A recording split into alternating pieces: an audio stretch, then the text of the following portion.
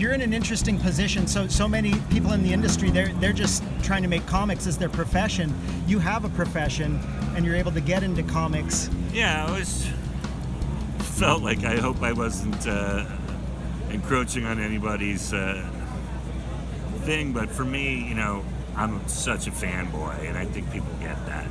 You know, I was going to Comic-Con ever since I moved to Los Angeles, and so for like the last 26 years, and always loved comics, never thought about writing myself till I had written other things, and you know, I wrote on sketch shows and I wrote other stuff, and kind of fell in with some of those guys, met editors and, you know, other people at Marvel, and before that I had talked about writing a Plastic Man for DC, and I never came up with the idea that I was stoked on. I knew I wanted to write for him, and I knew I wanted to write for somebody who was humorous, so that's what drew me to Deadpool, and it finally wound up happening.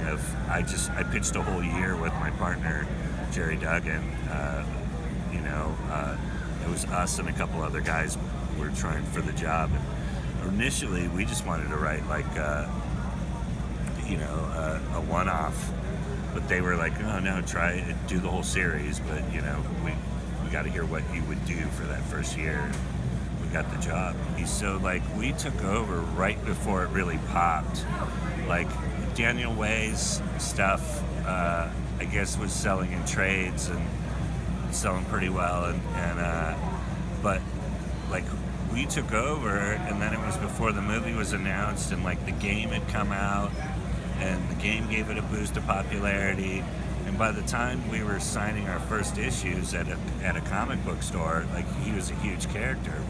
It wasn't because of us, it was just sort of perfect timing. I think people were drawn to and then the fact that we were doing, you know, number ones always starts, like, or always helps, because that's a good place for people to jump into on a book, you know, obviously. But I don't know, man, it was just good timing, and I love that those movies kind of nailed the voice that Jerry and I, what we both liked about that character. I always had, like, I never had Ryan Reynolds in my head, but I think he's so perfect. For me, I had, like, the whole time I wrote him, I always had, like, anti-heroes, like, I had Snake Plissken, or more Jack Burton, more, you know, Kurt Russell from Big Trouble in Little China. I had that kind of, you know, or Ash from Evil Dead, or Bill Murray from Ghostbusters. I kind of had those jackasses in my head when I'm writing Wade Wilson. I feel like Jerry and I did some cool things in Deadpool, so I'd love to see, you know, a dead S.H.I.E.L.D. agent in his head, like we did. That was one of my favorite elements that we had, you know, and